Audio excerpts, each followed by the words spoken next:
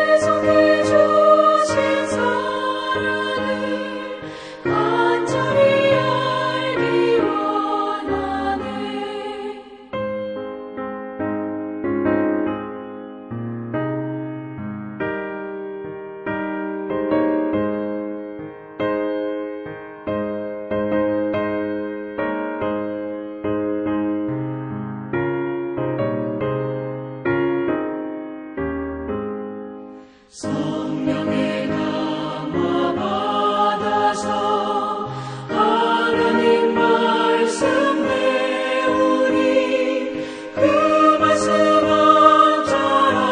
한절한절이 내 맘에 교훈 되도다. 내 평생의 소원, 내 평생의 소원,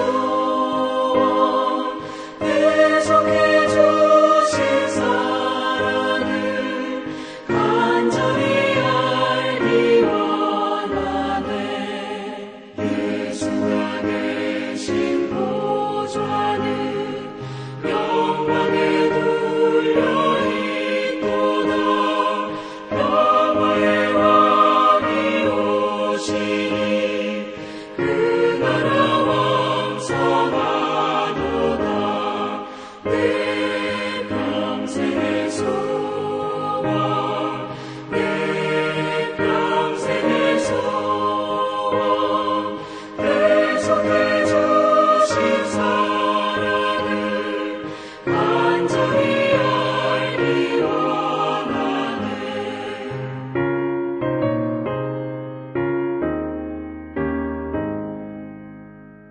기도하시겠습니다. 여호와 하나님 너무나도 감사합니다. 우리에게 날마다 새로운 진리와 지혜를 부어주시고 특별히 우리가 이렇게 예배로 주님 앞에 먼저 나아갈 수 있는 힘과 또 은혜와 한날의 새 생명을 허락하여 주심에 너무나도 큰 감사를 드립니다. 오늘 우리가 드리는 이 예배를 통해서 온전히 하나님 아버지만 영광 받으시기를 소원하며 또 예배 올려드리는 우리의 마음 가운데 기쁨과 안정과 평안과 만족이 충만한 이 시간 되게 하여 주시옵소서. 모든 것을 온전히 주님께 올려드리며 감사하며 거룩하신 예수님 이름으로 기도합니다. 아멘. 이제 우리에게 주신 하나님 말씀 찾아보겠습니다. 오늘 우리가 볼 말씀은 골로새서 2장 1절부터 7절 말씀입니다. 내가 너희와 라오디게아에 있는 자들과 무릇 내 육신의 얼굴을 보지 못한 자들을 위하여 얼마나 힘쓰는지를 너희가 알기를 원하노니 이는 그들로 마음의 위안을 받고 사랑 안에서 연합하여 확실한 이해의 모든 풍성함과 하나님의 비밀인 그리스도를 깨닫게 하려 함이니 그 안에는 지혜와 지식의 모든 보화가 감추어져 있느니라. 내가 이것을 말하면 아무도 교묘한 말로 너희를 속이지 못하게 하려 함이니 이는 내가 육신으로는 떠나 있으나 심령으로는 너희와 함께 있어 너희가 질서 있게 행함과 그리스도를 믿는 너희 믿음이 굳건한 것을 기쁘게 봄이라. 그러므로 너희가 그리스도 예수를 주로 받았으니 그 안에서 행하되 그 안에 뿌리를 박으며 세움을 받아 교훈을 받은 대로 믿음에 굳게 서서 감사함을 넘치게 하라. 아멘. 우리는 계속해서 골로새서 말씀으로 함께 묵상하고 있습니다. 앞선 설교에서 들으셨던 것처럼 이 바울 서신의 이제 대부분의 그런 많은 여러 교회들과는 달리 이 골로새 교회는 사실 사도 바울이 개척하지도 않고 심지어는 한 번도 가본 적도 없는 이제 그러한 교회였습니다. 하지만 바울의 전도로 인해서 복음을 받아들였을 것이라고 그렇게 추측이 되는 에바브라라는 사람이 바로 이 골로새 사람이었는데 그 사람이 이제 골로새에 가서 복음을 전하고 또 교회를 개척했었던 것이죠. 그리고 이 사실을 이제 사도 바울이 전해 듣고 이 골로새 교회를 향해서 이제 편지를 쓰게 되는 것이 바로 이 골로새서입니다. 왜 이렇게 썼을까요? 왜냐하면 이 골로새 교회가 당시 처했었던 그 특별한 어떤 상황이 있었습니다.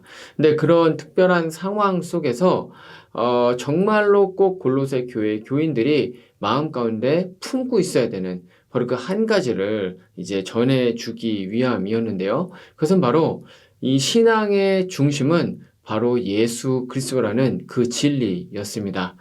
그래서 다른 모든 성경에서도 그렇지만 이 골로새서를 읽으면서는 특별히 예수님이 누구신가에 대한 그 풍성한 그 진리와 지혜를 우리가 얻을 수가 있는 것이죠. 오늘 말씀 1절과 2절에서도 바울이 이제 그 이야기를 하는데 1절과 2절에서 바울은 자신이 이 라오디게아 그리고 골로새 교회 교인들을 위해서 정말로 많이 힘쓰고 애쓰고 있다. 이제 이런 식으로 이야기를 하는데 그 중에 한 가지 사실은 가장 중요한 바로 그 노력하는 바로 그 부분은 바로 예수 그리스도를 깨닫게 하는 일이다. 이제 그렇게 이야기를 하고 있는 것이죠. 그래서 특별히 오늘의 본문 말씀을 통해서도 우리는 이 예수님에 대한 아주 두 가지 중요한 진리에 대해서 생각을 해볼 수가 있는데 첫 번째로는 이 예수 그리스도가 우리의 중심이고 모든 것이라는 겁니다. 그리고 두 번째는 이 예수 그리스도는 하나님의 비밀이라는 것이죠. 그래서 이 두 가지 말씀으로 우리가 함께 묵상을 나눠보도록 하겠습니다. 예수님과 관련돼서 바울이 말하고자 했었던 첫 번째 진리는 예수 그리스도는 우리의 신앙의 모든 것이고 중심이시라는 겁니다. 오늘 말씀 2절과 3절을 보면 이렇게 이야기를 합니다. 이는 그들로 마음의 위안을 받고 사랑 안에서 연합하여 확실한 이해의 모든 풍성함과 하나님의 비밀인 그리스도를 깨닫게 하려 함이니 그 안에는 지혜와 지식의 모든 보화가 감추어져 있느니라. 아멘. 지금 이 2절에 기록된 이 위안이라는 용어는 그 원래 이제 헬라어 원문에서 격려하다라는 이제 그러한 의미입니다. 바울은 골로새 교인들을 한 번도 본 적은 없었지만 그들을 격려하고 응원하고 싶었던 것이죠. 왜 그랬을까요? 이 골로새 교회는 이제 막 예수님을 따르기로 결정을 한 어린 그런 그리스도인들이 많이 있는 어린 교회였습니다. 그래서 영적 아비의 마음이 있었던 것이죠. 그래서 영적 아비의 마음으로 이 골로새 교인들이 좀 잘 성장하기를 원했었던 것입니다. 그래서 이 구절을 보면 바울이 얼마나 따뜻한 마음으로 이제 이 말씀을 지금 조언하고 있는지를 우리가 알 수가 있습니다. 자, 근데 그러면 중요한 것은 이겁니다. 그럼 어떻게 해야지 이들을 격려하고 응원을 할 수 있는 것일까요? 여러 가지 많은 방법이 있지만 사도 바울은 그 중에서 최고의 방법을 사용을 하기를 원했는데 그것은 무엇이냐면 자신이 지금까지 경험하고 알았었던 그 예수 그리스도에 대해서 상세하게 그리고 정밀하게 이야기를 해주는 것이었습니다.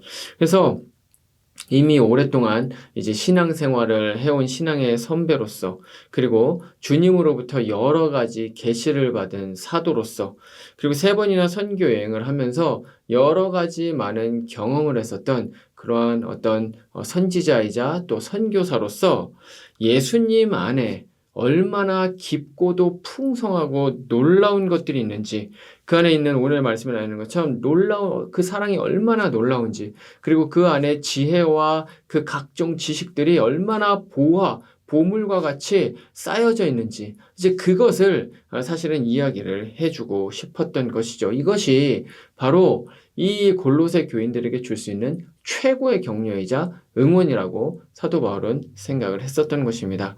정말로 그렇죠. 이것만큼 큰 격려가 없었을 것입니다. 왜냐하면 이것을 이제 이야기를 하면서 사도 바울이 사실 이런 말을 하고 싶었던 거죠. 너희들이 지금 예수를 믿기로 했는데 정말 잘 선택했다. 예수를 끝까지 믿어라. 어떠한 일이 있어도 끝까지 너희들이 예수를 이제 붙들고 놓지 마라. 왜냐하면 예수는 그럴 만한 가치가 있다. 지금 이와 같이 이야기를 하고 있는 거죠. 당연히 이것을 듣는 사람의 입장에서는 굉장히 마음 가운데 큰 위안이 되고 격려가 되고 또 더 좋은 그리스도인이 되기 위해서 한 발짝 더 나아갈 수 있는 그런 힘이 될 수가 있었던 것입니다. 또 이 당시에는 이 복음이 전해지는 사실 그런 모든 장소에서 꼭 반드시 따라오는 것이 있었는데 그게 무엇이었냐면 이단과 그리고 유대주의자들이었습니다. 오늘 말씀 4절을 보니까 골로새 교회도 역시 마찬가지였습니다. 이 골로새 교회에도 이 거짓 교사들이 침투를 했었다는 사실을 알 수가 있습니다. 그렇기 때문에 이 진짜 예수 그리스도의 복음이 무엇인지를 정확하게 알려주는 것이 바로 이 골로새 교인들에게는 너무나도 필요했었던 것이죠. 자, 그런데 그러면 그 거짓 교사들이 전했었던 그 잘못된 가르침은 무엇이었을까요? 이게 사실 오늘 말씀으로 나아가는 사실 키포인트가 바로 여기에 있습니다. 그 잘못된 가르침이 사실 무엇이었는지 정확하게는 이제 기록되어 있지 않기 때문에 알 수가 없습니다. 하지만 그럼에도 불구하고 오늘의 본문을 통해서 그걸 좀 예측을 해볼 수가 있는데요. 확실한 것은 그 거짓 교사들은 예수 한 분만으로는 충분하지 않다라고, 예수는 불완전하다라고 그렇게 이야기를 했다는 것입니다. 그래서 뒷부분에서도 나오지만 예를 들면 철학자들은 철학적인 것을 덧붙여야 된다고 이야기를 했고요.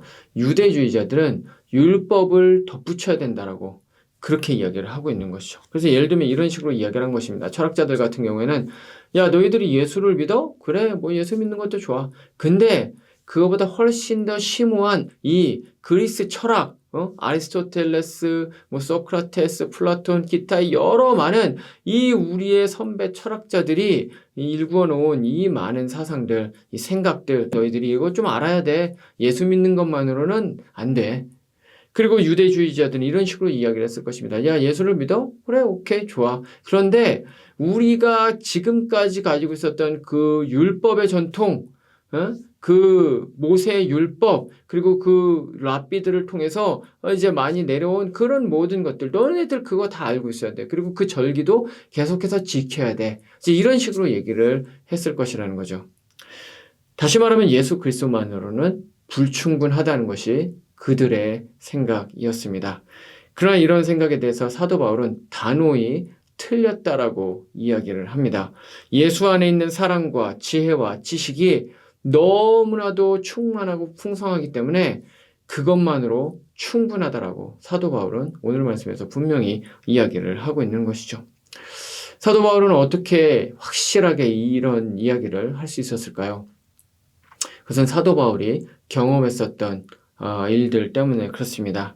그 자신이 빌립보서 3장에서 말을 하는 것처럼 사도 바울이야말로 유대인 중에 유대인이고 할례파였으며 진정한 바리새인이었습니다. 엄청나게 율법을 많이 공부를 했고 율법을 금과 옥조처럼 그렇게 생각을 하고 있었던 사람이 이 사도 바울이었죠.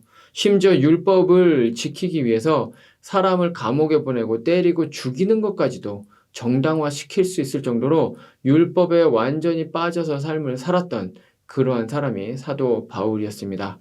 그런데 문제는 이랬었던 사도 바울이 예수님을 만난 이후로 완전히 바뀌게 된 것이죠. 그리고 그 예수님과 율법을 비교를 했더니 자신이 지금까지 최고라고 생각을 했었던 그 율법이 얼마나 정말 지푸라기보다도 못한 무가치한 것이었는가, 이제 그것을 알게 된 것입니다.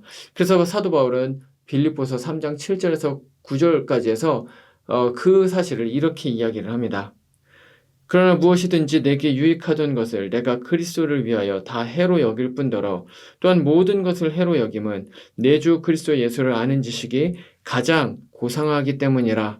내가 그를 위하여 모든 것을 잃어버리고 배설물로 여김은 그리스도를 얻고 그 안에서 발견되려 함이니 내가 가진 의는 율법에서 난 것이 아니요 오직 그리스도를 믿음으로 말미암은 것이니 곧 믿음으로 하나님께로부터 난 의라. 아멘.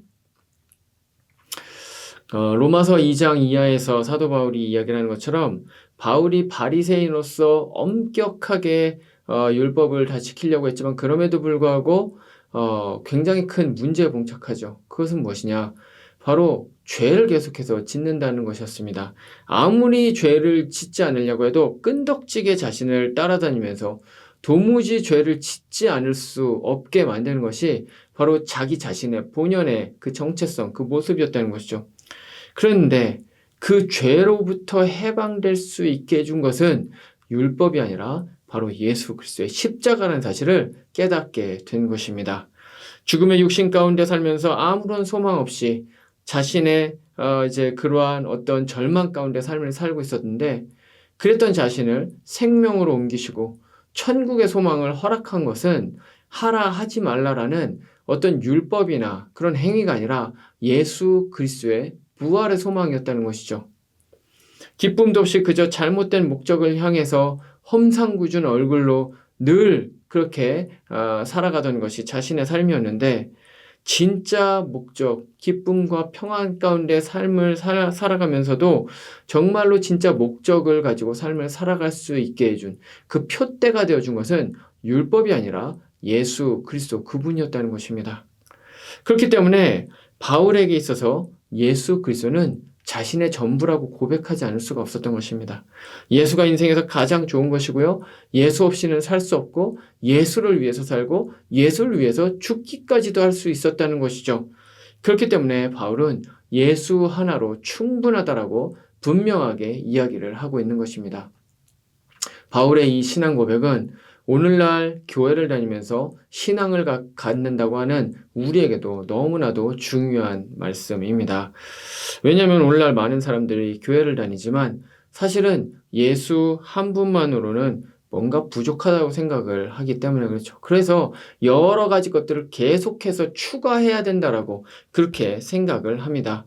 예수를 믿지만 그 외에 다른 것들이 필요하고 이것도 필요하고 저것도 필요하고 이게 있어야 삶이 안정이 될 것 같고 저게 있어야 삶의 기쁨이 있을 것 같고 이게 있어야 우리 가정이 평탄해질 것 같고 이와 같은 생각들을 하면서 삶을 살아가고 있다는 것이죠. 그런데 이런 모든 것들은 사실은 세상이 주는 이야기들입니다. 세상의 이야기들에 귀를 기울이고 세상의 것들에 너무나도 많이 빠져 있고 그것이 사실은 더 우리가 많이 밀접하게 이제 겪고 있고 또 만나는 그러한 이야기들이기 때문에 우리는 사실은 그러한 이 세상의 생각들에 더 많이 흡수된 삶을 살아가고 있다는 것이죠. 왜 그럴까요? 이 세상도 그렇고 이 세상에 영향을 받은 우리도 역시 마찬가지고 예수 한 분만으로 만족할 수 없다고 생각을 하고 예수 한 분만으로는 인생이 충분하지 않다라고 그렇게 생각을 하기 때문에 그렇습니다. 그래서 이 세상에 이것저것 잡다한 것들을 다 정말 열정을 가지고 열심을 가지고 추구하면서 삶을 살아가지만 정작 중요한 방금 우리가 읽었던 빌립보서 3장의 말씀에 나와 있는 것처럼 정작 우리의 인생에서 가장 중요한 그 고상한 지식인 바로 예수 그리스도를 아는 지식으로부터는 계속해서 멀어지고 있다는 것이죠. 그래서 바울은 2절 뒷부분에서 이 예수 그리스도를 하나님의 비밀이라고 이야기를 하고 있습니다. 여기서 말하는 이 비밀은 원어로 미스터리라는 것입니다. 이 미스터리에는 두 가지 뜻이 있는데요. 첫 번째로는 이해할 수 없다는 것이죠. 이성적으로 이해할 수 없다는 것입니다. 그래서 두 번째로는 그래서 모든 사람이 알 수는 없다는 바로 그러한 의미입니다. 예수 그리스도를 아는 지식은 별것 아닌 것처럼 보입니다. 별로 그렇게 대단해 보이지 않죠. 이 사도 바울 당시에도 있었던 그 그리스, 그 헬라 철학에 비교했을 때 뭔가 추상적이고 뭔가 심오한 것처럼 느껴지지 않는 것이 바로 이 복음이었던 것입니다. 그래서 사람들은 하찮게 여겼습니다. 그래서 그래서 사람들은 들어보니 별거 없네. 내가 알고 있는 이 헬라 철학이 훨씬 더 대단하고 심오하네 하면서 발을 돌려서 이제 뒤를 돌아갔습니다. 근데 오늘날도 역시 마찬가지죠. 다르지 않습니다.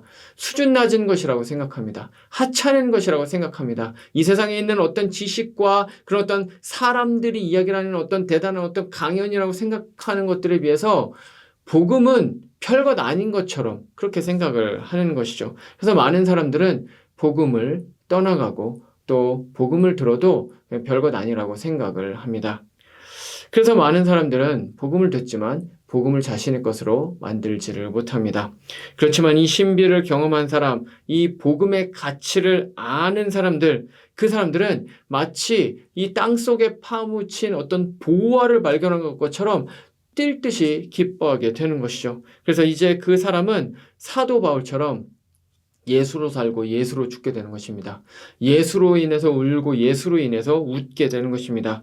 예수 그리스도가 삶의 목표이자 삶의 중심이 되는 것입니다. 삶의 모든 것이 되는 것입니다. 내 삶을 지탱하는 그 힘은 내가 가진 돈이 아니라 권력이 아니라 건강이 아니라 그 어떤 것이 아니라 바로 예수 그리스도가 되는 것입니다. 예수 그리스도만이 내가 살아갈 힘이고 소망이 되는 것입니다. 내 삶에서 가장 큰 축복이라고 한다면 내가 이룬 어떤 것이 아니라 내가 가지고 있는 어떤 것이 아니라 바로 예수 그리스도를 믿는 것이라고 그렇게 고백을 하게 되는 것입니다. 그것이 복음을 진정한 복음을 깨달은 사람에게서 분명하게 나오는 바로 고백인 것입니다. 그 사람은 분명히 이야기를 합니다. 나는 예수 한 분만으로 충분합니다.